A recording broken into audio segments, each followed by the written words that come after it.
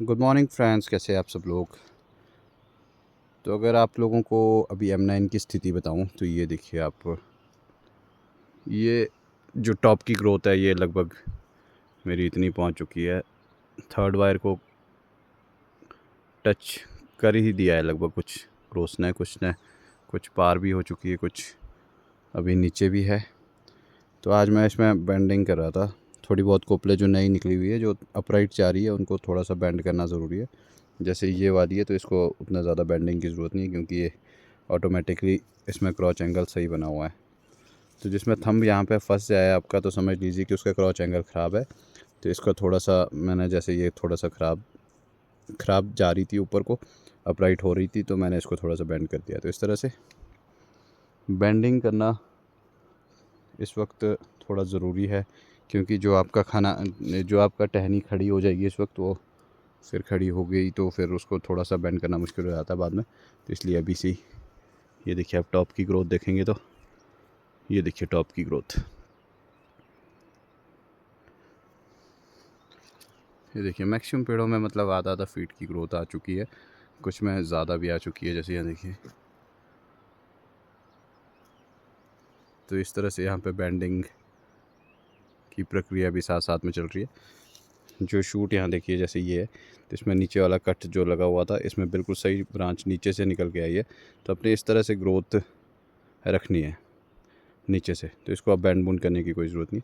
यहाँ पे ये जो थी टहनी, इसको बिल्कुल खड़ी जा रही थी ऊपर, और लीडर को भी कंपटीशन कर रही थी ये। तो इसको बिल्कुल इस तरह से आपने बेंड कर देना है कि आपका अंगूठा यहाँ पे बिल्कुल सीधा रहे। इस तरह से मतलब आपका अंगूठा यहाँ पे इस पॉइंट पे फंसना नहीं चाहिए।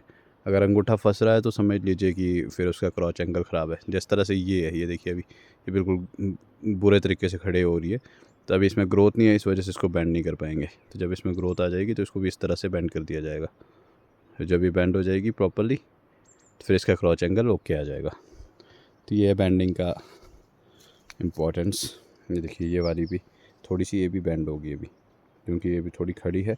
पर इतना भी चल पड़ेगा, क्योंकि ये इतना ज़्यादा बुरा क्रॉच एंगल नहीं है, पर थोड़ा सा बेंड तो इसको करना ही पड़ेगा। बाकी आप आगे की टहनी की ग्रोथ देख सकते हैं कि कितनी अच्छी ग्रोथ यहाँ से निकल के आई है।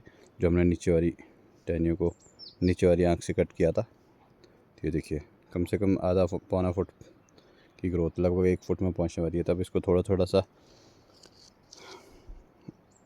झुकाना पड़ेगा। ज़्यादा बेंडिंग करने की ज़रूरत नहीं, क्योंकि इनके क्रॉच एंगल सही बने हुए हैं।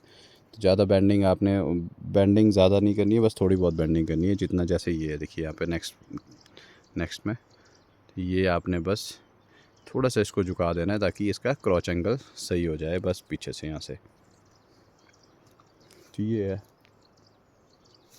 ये देखिए लगभग अप्रॉक्सीमेटली सारे पेड़ सही चल रहे हैं, और पत्ते भी ओके है पेड़ों के। देखिए बड़े बड़े पत्ते हैं, ऐसा नहीं कि छोटे छोटे पत्ते हैं, पर पत्ते भी अच्छे। यहाँ देखिए कुछ पेड़ों में तो 1 फुट में ग्रोथ पहुँचने वाली है। देखिए जैसे ये तो कम से कम 1 फुट में ग्रोथ पहुँचने वाली लगभग इसकी, जो टॉप की ग्रोथ है। बाकी के टहने भी अच्छी ग्रोथ ले रहे। ये देखिए नीचे के टहने जो है। तो अभी तक तो M9 का मेरा जो एक्सपेरिमेंट है ये बिल्कुल सही चल रहा है, बिल्कुल सक्सेस चल रहा है। तो बाकी देखते हैं धीरे धीरे क्या होता है। यहाँ देखिए इसमें ये ब्लैक एफिड, कुछ पेड़ों में ब्लैक एफिड है। मैंने इसके लिए स्प्रे तो की हुई है, नीम ऑयल भी किया हुआ है। अभी नीम ऑयल ने इसके ऊपर ज़्यादा असर कुछ दिखाया नहीं है, क्योंकि 10 एक दिन पहले मैंने नीम ऑयल किया था। शायद सेकंड एप्लीकेशन करनी पड़ेगी। अगर उससे नहीं होता है तो फिर मुझे इस पर कोई ना कोई पॉइज़न देना ही पड़ेगा मजबूरी में, क्योंकि कुछ पेड़ों में ज़्यादा नहीं है ये, कुछ 2-4 पेड़ों में ये मुझे दिखे कहीं कहीं ब्लैक एफिड। तो अब इसमें वुली एफिड जो आता है, वुली एफिड, वो भी उसकी तो कोई दिक्कत नहीं है, पर जो पाउडरी मिल्ड्यू है वो उसकी दिक्कत आ सकती है। तो पाउडरी मिल्ड्यू के लिए मुझे एडवांस में, अभी तक तो नहीं है पाउडरी मिल्ड्यू भी इसमें, तो अब हो सकता है कि पाउडरी मिल्ड्यू आए, और उसके लिए मैं एडवांस में मैं इसके लिए स्प्रे कर रहा हूँ। तो आज इसमें सेकंड फंजीसाइड का डोज भी जाएगा। ये देखिए, तो अप्रॉक्सीमेटली आप सारे पेड़ों में देख सकते हैं कि सारे पेड़ों की ग्रोथ ओके है।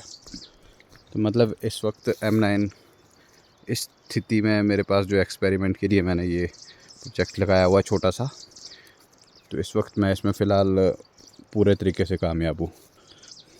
नीचे से लेकर ऊपर तक पेड़ ओके स्थिति में, ये देखिए। तो इस हिसाब से देखा जाए तो पेड़ कम से कम 2.5 से 3 फीट की ग्रोथ ले सकता है। अगर अभी 2 महीने में, इसने 1.5-2 महीना ही हुआ है अभी पेड़ लगा के। कितना अप्रैल मार्च में लगे होंगे पेड़, ये मतलब लगभग 10 मार्च 15 मार्च के आसपास से पेड़ लगे। तो एक महीने से थोड़ा थोड़ा ऊपर हुआ है। तो एक में फिर सेट होना, पेड़ को सेट भी होना था, तो उस करके ग्रोथ देखा जाए तो अच्छी ग्रोथ अभी तक मिली है मुझे। ये देखिए ऊपर की टॉप की ग्रोथ जो है। ये पेड़ स्ट्रेस में था, चल पड़ा है पेड़ अच्छी तरह से, ये देखिए। तो जो स्ट्रेस में पेड़ आप लोगों के भी गए हुए हैं तो उनको थोड़ा सा रहने दीजिए, अभी थोड़ा सा स्ट्रेस आउट होने के लिए थोड़ा पानी वगैरह देते रहिए, तो हो सकता है कि स्ट्रेस से बाहर आ जाए। अभी क्योंकि सूखे नहीं है तो फिर स्ट्रेस से बाहर आने के चांसेस है। कुछ दाने हमने सैंपल के लिए रखे हुए, ये देखिए। बाकी हमने सब ड्रॉप करा है, बस पेड़ में 1 या 2 दाने कहीं रखे हुए पेड़ की हेल्थ के हिसाब से। तो ये देखिए, मैं कोई भी पेड़ ऐसा नहीं है जिसकी ग्रोथ कम है या फिर कोई ऐसा पेड़ लग रहा है कि पेड़ जाने वाला है। तो पेड़ सारे अच्छे हैं, नो डाउट। ये देखिए दाना, न्यूट्रिशन भी इसके लिए ओके चल रहा है। न्यूट्रिशंस की डोज जो है हम हर तीसरे चौथे दिन स्पून फीडिंग से इसको न्यूट्रिशन दे रहे हैं बाय ड्रिप। तो अभी तक ठीक चल रहा है, ऐसा कुछ नहीं है कि M9 फेल होता है अभी। तो मुझे अभी तक लग नहीं रहा है कि M9 फेल होता है, अभी तक लग रहा है कि सही चल रहा है। बाकी आगे देखते क्या होता है, क्योंकि ये अभी एक्सपेरिमेंट ही है। तो एक्सपेरिमेंट बेस पे हम देखते हैं कि कितना पास होते हैं कितना फेल होते हैं। ये देखिए, मैं आपको दिखाऊं तो हर पेड़ की ग्रोथ, किसी भी पेड़ की ग्रोथ कम नहीं है। 1-1.5 महीने में आधा पौना फीट ग्रोथ इसने खींच दी है, और साथ में बेंडिंग भी हो रही है। ये देखिए बेंडिंग इस तरह से। जो भी टहने आपको लगता है कि अपराइट जा रहे हैं उनको टाइम से बेंड कर दीजिए, क्योंकि बाद में बेंडिंग करना फिर मुश्किल हो जाता है जब थोड़ा हैवी हो जाएगा। जब ये 5 से 6 इंच 7 इंच के हो जाए तो इनको बेंड करना ज़रूरी है। तो ये प्रोसेस है। ये है छोटा सा मेरा एक ऑर्चर्ड, डेमो ऑर्चर्ड, जिसको हमने सिर्फ एक एक्सपेरिमेंट के लिए लगाया हुआ है कि हम यहाँ पे इसमें पास होते हैं कि नहीं होते हैं। अगर पास होते हैं तो फिर हम ज़्यादा बड़े की ओर, कंसेप्ट की ओर जा सकते हैं। पहले शुरुआत छोटे से करनी चाहिए, क्योंकि सीधा ही अगर बड़ा प्रोजेक्ट आपने लगा दिया और फेलियर हो गया तो बहुत नुकसान झेलना पड़ सकता है। इसलिए छोटे ऑर्चर्ड से शुरू किया है कि देखते हैं हम लोग कर पाते हैं कि नहीं कर पाते हैं, सक्सेस होता है कि नहीं होता है। और इसमें प्रॉपर जो भी चीज़ें इसकी रिक्वायरमेंट रहती है इन पेड़ों की, वो हर चीज़ इसको दी गई है। जैसे कि ड्रिपिंग और ट्रेलिस सिस्टम, सपोर्ट सिस्टम, सब कुछ दिया गया है।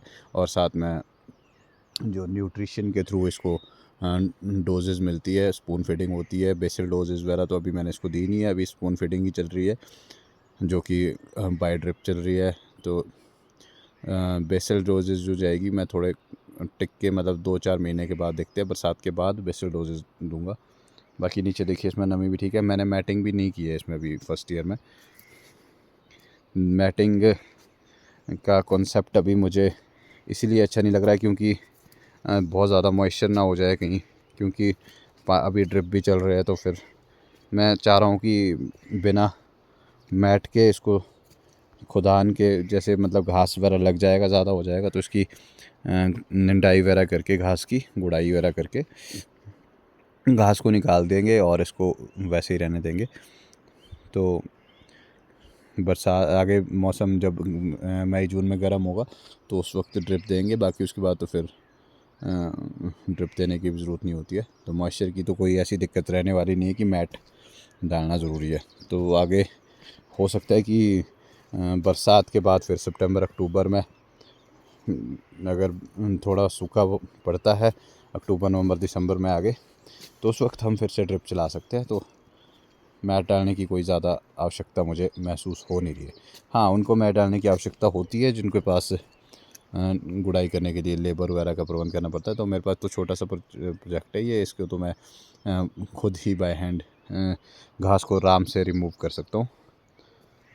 तो ये है दोस्तों, बाकी आपको मैंने पेड़ दिखा दिए, इस तरह के पेड़ से देखिए आप, हर पेड़ में बढ़िया ग्रोथ है जिस हिसाब से मैं चल रहा हूँ। आपके पेड़ों में कितनी ग्रोथ है जिसने इस साल शुरुआत की है M9 की, तो बताएं, शेयर कीजिए अपनी जानकारी औरों के साथ भी। जो सक्सेस हो रहे हैं, जो सक्सेसफुल हो चुके हैं, वो तो ज़रूर अपनी जानकारियाँ शेयर करें ताकि लोगों को भी मोटिवेशन मिले आगे आने वाले टाइम में M9 की ओर जाने के लिए। क्योंकि जहाँ पे रॉयल अब फेल हो चुका है दोस्तों, वहाँ पे अगला कॉन्सेप्ट अब रूट का ही होगा, क्योंकि मैक्सिमम लोग अब रूट की तरफ जाना चाह रहे हैं। तो पर मैंने देखा है कि मैक्सिमम लोग फेल भी हो रहे हैं। तो फेलियर का कारण भी यही है कि नॉलेज, लैक ऑफ नॉलेज। तो नॉलेज कहाँ से मिलेगी? ऐसे ही मिलेगी जो सक्सेसफुल ग्रोवर्स होंगे उनसे, उनके थ्रू भी बहुत ज़्यादा नॉलेज मिल रही है लोगों को जो सक्सेस हो चुके हैं इस प्रोजेक्ट में। बाकी तो मैं नहीं समझता कहीं से अच्छी नॉलेज मिल रही है, क्योंकि जो लोग सक्सेसफुल होते हैं उनसे अच्छी नॉलेज मिलती है। बाकी तो किसी और से नॉलेज लेना फालतू ही है, मैं तो ये समझता हूँ। बाकी दोस्तों आप लोग नेक्स्ट वीडियो में आप लोगों को दिखाऊंगा कि किस तरह से इसके पत्ते इम्प्रूव कर रहे हैं और ग्रोथ कितनी आती है। ये देखिए थर्ड जो आपकी थर्ड ये है। अभी मैंने थोड़ी कसी भी नहीं है ये वाली तार, अब इसको कसना पड़ेगा क्योंकि तीसरे उस तक लगभग पहुंच ही चुके हैं पेड़। अब इसको इसमें टाई करने के लिए थोड़ा टाइम रह गया है। तो नेक्स्ट वीडियो में दिखाएंगे दोस्तों आपको कि क्या इम्प्रूवमेंट है हमारी। तो मिलते हैं friends, bye bye, take care.